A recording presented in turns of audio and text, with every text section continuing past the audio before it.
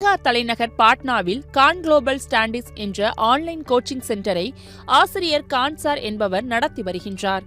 இவர் மாணவர்களுக்கு புரியும் விதத்தில் எளிமையான முறையில் கற்பிப்பதால் அம்மாநிலத்தின் பிரபல யூடியூபராகவும் இருந்து வருகின்றார். இந்த நிலையில் கடந்த ஆகஸ்ட் 9ஆம் தேதி அவரது கோச்சிங் சென்டரில் நடைபெற்ற ரக்ஷாபந்தன் விழாவின் போது அவரின் 15,000 மாணவிகள் சூழ்ந்து கொண்டு அன்போடு ராக்கி கட்டி மகிழ்ந்தனர்.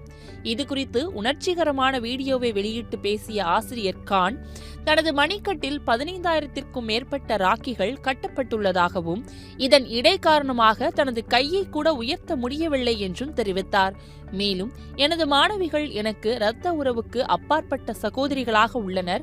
அவர்களின் பாசத்தை அளக்க முடியாது.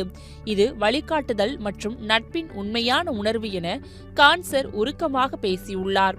இந்த வீடியோ 10 மில்லியனுக்கும் அதிகமான பார்வைகளை பெற்றுள்ளது.